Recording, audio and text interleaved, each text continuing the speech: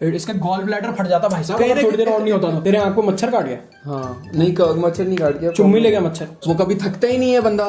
पुष्पा का कैरेक्टर कभी थका हुआ एक जगह थकता है जब वो किचन में रेस्ट कर रहा होता है ना, और वहां पे भी वो अपना टांग उसके ऊपर डालती है, बोलती है वापस से फीलिंग कर रही है। मतलब ऐसा समझो पिक्चर पूरी पुष्पा है, लव स्टोरी जो है वो जिस्म फोड़ चल रही है।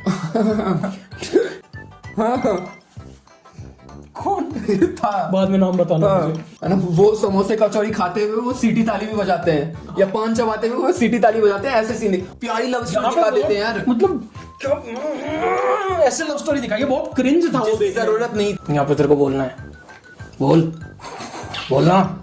तो बोलता है तू क्या औरत है, राक्षस नहीं है। डाल देना, ठीक है। पागल है क्या? क्यों? बीप कर दूंगा, बीप में ज्यादा गंदा लगेगा। अरे वाह भाई अल्लू, मेरा बल्लू, क्या काम किया तूने, मार साले को, मार होशी हाशा हाशा होशी हाशा होशी हाशा हाशा। अमित जी क्या हो गया है आपको, क्यों कर रहे हैं ऐसे? अरे भाई अम्मा जी देखिए पिक्चर चल रही है पुष्पा, इसमें हीरोइन ऐसा करती है भाई, फीलिंग्स होती है। ये क्या कर रहे हैं अमित जी, मजा आ रहा है। अरे भाई आपको तो फीलिंग जाग गई, जया जी हमारी कुत्ती पाड़ देंगे। और धर्म जी मेरी।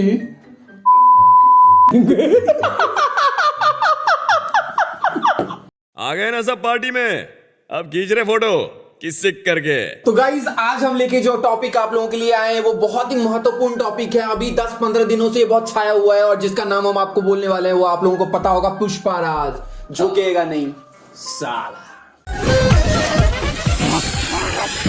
सब देखना चाहते हैं आखिर ये है क्या, और लोग जाके पैसे खर्च कर रहे हैं और पैसा कमाने पे मजबूर कर रहे हैं इस सिनेमा को, जिस सिनेमा का नाम है पुष्पा राज। झुकेगा नहीं साला। ये 4 बार खुद देख चुका है ये, और 3 बार तू जो गया वो, और कल से जा रहा है ये भाई अंधा का। इसने जितनी सेविंग करी थी इस साल की सारी लुटा दी अल्लू अर्जुन के नाम पे। नहीं इमरजेंसी के लिए रखी है थोड़ी बहुत। वो तो अगले साल की है ना भाई, अगले साल के शुरू में कंगना पे सारा पैसा लुटा देगा, फिर पूरे साल क्या करेगा? कंगना दीदी की फिल्म जो 5 करोड़ कमाएगी उसमें से 2.5 करोड़ तो तेरा ही होगा।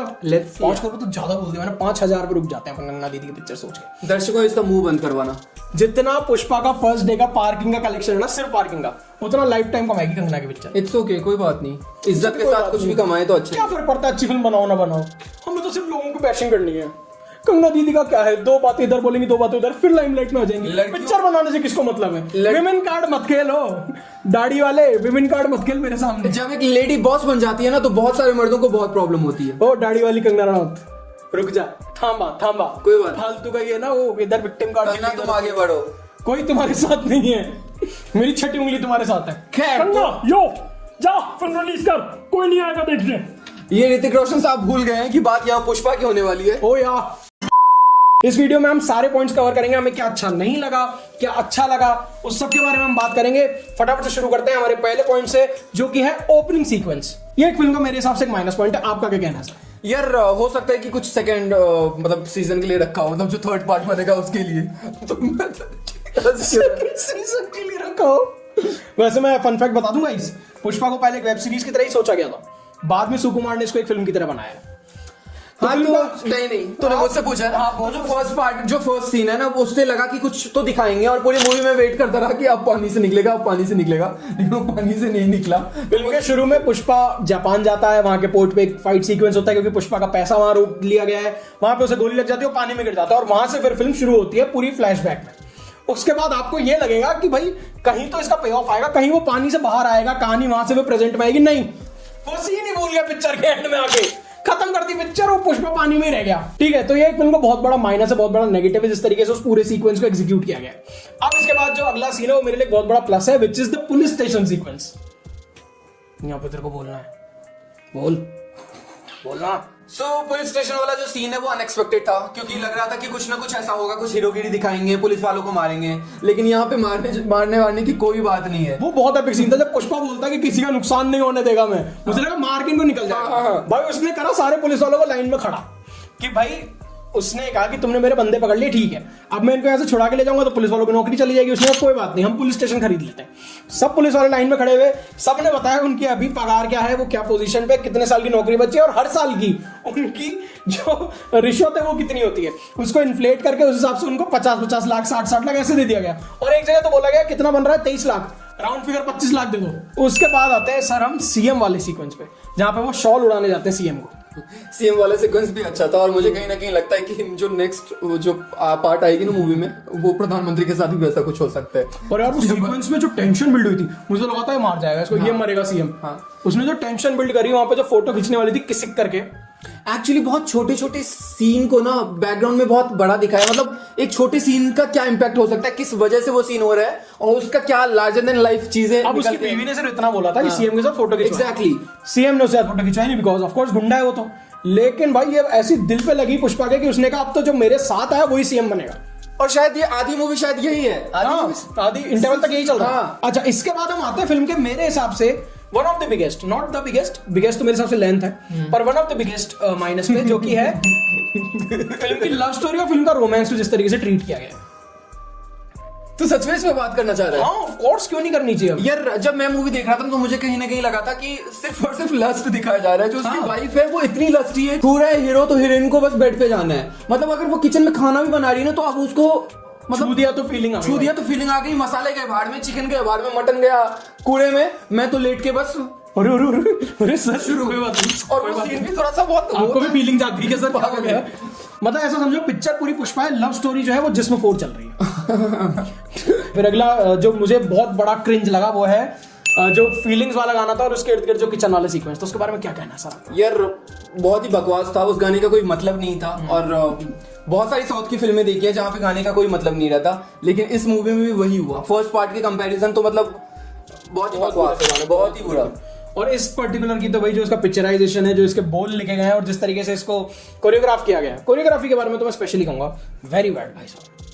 ठीक है, उसके बाद जो मेरे हिसाब से फिल्म का सबसे बड़ा प्लस है वो इसका इंटरवल ब्लॉक। यार वो बहुत ही एपिक था। आई मीन लग रहा होता है कि आप सॉरी बोल देगा, और ये एक्चुअली ऑडियंस के दिमाग में भी चल रहा था कि यार सच में सॉरी बोल देगा यार, अपने सेल्फ रिस्पेक्ट को पैर के अंदर रख के। वो पुष्पा के कैरेक्टर से बिल्कुल अलग बात है, बिल्कुल अनमैच कर रहा था, उसको मैच ही नहीं कर रहा था वो, बट वो बोल के आ गया, वो बहुत शॉकिंग था। हाँ, और वो उस जगह टेंशन भी अच्छी बिल्ड करी थी इन्होंने कि अब क्या करके, और एंड में सॉरी भी बोल दिया और उसको रिकॉर्ड कर लिया भाई, शेखावत जी ने उसको रिकॉर्ड कर लिया। जो विलेन होते हैं उनमें कुछ कॉमिक चीजें ऐड की जाती हैं और वो बहुत हल्की फुल्की जो चीज होती है ना, वो आपको उस किरदार को बहुत मजेदार बनाती है। तो सामने जो ऑडियंस देख रही है उनको मजेदार लगता है, और ये शेखावत के कैरेक्टर में वो एक चीज। और यार उस जगह जो हुआ, तेरे को ऐसा नहीं लगता कि कैसे मतलब मान गया फहद फाजिल इसके लिए यार? हाँ, कि लिटरली वो पानी में उसको गिरा के उस पानी में सुसु कर दी पुष्पा ने।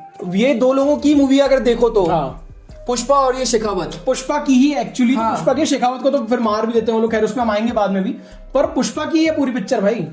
पुष्पा की मतलब तू ये देख, स्क्रिप्ट इतनी वीक है कि पुष्पा पहले सीन से जैसा है। एक फिल्म में एक जर्नी होती है, एक कैरेक्टर आर्क होता है कि फिल्म के शुरू में कैरेक्टर ऐसा है, एंड तक आते आते ऐसा हो जाएगा। पुष्पा पहले फ्रेम से जैसा ना लास्ट तक वैसा का वैसा ही है पुष्पा, कोई चेंज ही नहीं आया पुष्पा में। तो पहले -1 की बात कर लेते हैं जो कि किसिक सॉन्ग। मत पूछना मुझसे, मुझे याद नहीं है कसम से।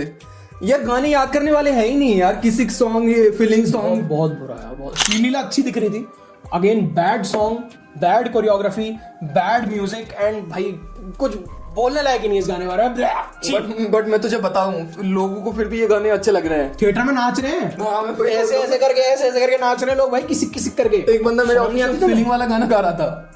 हाँ, कौन था? बाद में नाम बताना मुझे। और तू अगर ये वीडियो देख रहा तो खुद कमेंट कर दे कि हाँ मैं ही था वो। ठीक है, इसके बाद फिल्म का सबसे बड़ा प्लस पॉइंट जथरा सीक्वेंस।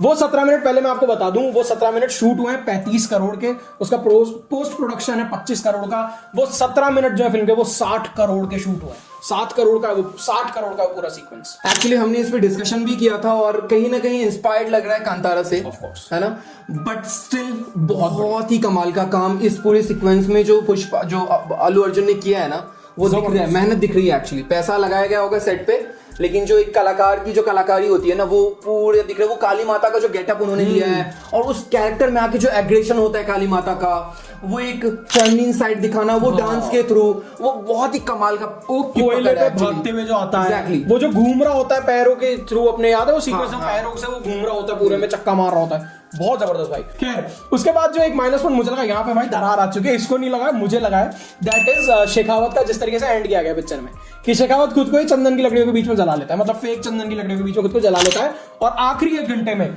फिल्म में विलन ही नहीं है, शेखावत को गायब कर दिया भाई साहब। उसके बाद जो फिल्म का एक प्लस है, बहुत बड़ा ऑर्गेन प्लस है, वो है रप्पा रप्पा सीन। वो आप अगर सोच के देखो तो इतना स्टूपिड सीन है वो, कि आपने हीरो के हाथ बांध दिए, आपने हीरो के पैर बांध दिए, अब हीरो उछल उछल के लोगों की गर्दन काट के उसमें से खून निकाल, वैम्पायर बन गया हीरो। लेकिन उसको जिस तरीके से फिल्म को दिखाया है भाई, जनता को जो मजा आ रहा था थिएटर में, हमें जो मजा आ रहा था, मुझे भी बहुत मजा आया, बहुत अलग सा था, मतलब मैंने नहीं देखा है किसी मूवी में इस तरीके से, और वो कोई लाचार नहीं बनाया कि हाथ पैर बंधे हैं तो भाई साहब रोने लग गया, जो गुर्दा ऐसे निकाला है ना सब कुछ दांत से, मतलब मैथिली में गुद्दा बोलता है ऐसा, अच्छा ठीक है, तो वो जो चीजें निकाली है ना उसने दांत से, वो ब्रूटल चीजें देखने में मजा आता है। एक्चुअली किल मूवी मुझे इसलिए देखने में मजा आया था क्योंकि उसमें ब्रूटल तरीके से जो विलन को मारता है, तो इसमें भी जो लास्ट वाला ब्रूटल सीन है ना वो बहुत मजेदार था और कहीं ना कहीं यूनिक भी था कि आपके हाथ पैर बंधे हुए और आप दांत के थ्रू चीजें कर रहे हो। तो ठीक है, इसके बाद एक और प्लस है जो इमोशनल क्लाइमेक्स है पिक्चर का। पिक्चर में इतना भारी सीक्वेंस एक्शन दिखा दिया प्री क्लाइमेक्स में, और फिल्म का जो क्लाइमेक्स है वो बहुत इमोशनल कर दिया कि यार शुरू से लेकर एंड तक पुष्पा को ऐसा दिखाया, रॉ एकदम मर्द, एकदम रस्टिक आदमी, खून निकाल दे, जान से मार दे, ही मींस बिजनेस, और वो जैसे उसकी फैमिली एक होती है रो पड़ता है भाई, तो वहां पे मजा तो आया था। और एक्चुअली मजा आया था। और साउथ सिनेमा की सबसे अच्छी बात यही है कि वो इमोशनल सीन में एक बैकग्राउंड म्यूजिक डालते हैं और वो 2 मिनट में इंसान को रुला दे। याद है ना वो मास 1 मैन आर्मी वाला, मैं भी तो अनाथ हूँ, मुझे भी एक निवाला खिलाओगी?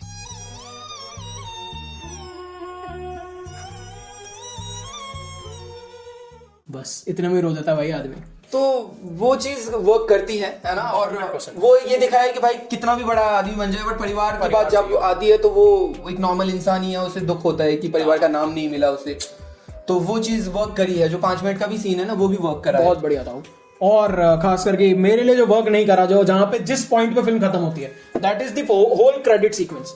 आपने 3 घंटे 20 मिनट की फिल्म बना दी, इतनी लंबी पिक्चर बना दी, मतलब मेरे को याद है इसका मेरा ये हो रहा था, हम जब फिल्म देख रहे थे हर थोड़ी देर में इंटरवल से पहले नहीं होता, चलो अब तो इंटरवल है, फिर अरे फिर लग गई, खत्म ही नहीं हो रही, इंटरवल ही नहीं आ रहा, ये मेरे से पूछ जा रहा भाई इंटरवल कब आएगा, सूसू करनी है, इसका गॉल ब्लैडर फट जाता भाई साहब, थोड़ी देर और नहीं होता था। कहीं ना कहीं मुझे ये लगने लगा था कि फिल्म खत्म करना भूल गए, वो इतने आराम से फिल्म चल रही थी, ये भाई भूल गए फिल्म को खत्म करना, उन्होंने बहुत लंबी खींच दी, और एंड में जो इसका क्रेडिट सीक्वेंस है, यानी फिल्म खत्म होने के बाद जो एक 5 मिनट है, उसमें उन्होंने इतना कुछ दिखा दिया कि फैमिली एक हो गई, बच्चा पेट में लात भी मार रहा है श्रीवल्ली के, वहां पे आके ब्लास्ट भी हो गया, और ऐसा दिखाया गया कि सब मर गए, ऐसा दिखाया गया, मतलब विलन जो जिसने ब्लास्ट किया उसका चेहरा नहीं दिखाया गया, लेकिन क्योंकि हाथ जला हुआ तो हमें समझ आ गया कि शेखावती है वो, तो इस तरीके से फिल्म का एंड किया गया, जो मेरे लिए तो वर्क नहीं करा, ये मेरे लिए बिल्कुल वर्क नहीं करी। मेरे लिए वर्क इसलिए करा है क्योंकि इसने ये बोला था कि जो शेखावत जो बॉम्ब ब्लास्ट होता है और वो 45 मिनट तक वो दिखाते हैं स्क्रीन पे, तो वो तूफान से पहले की जो शांति थी ना, वो शांति थी, है ना, एंड तूफान से हुआ है, और उस तूफान को कितने देर तक वो तूफान रहेगा, 3 घंटे 3.5 घंटे व्हाटएवर,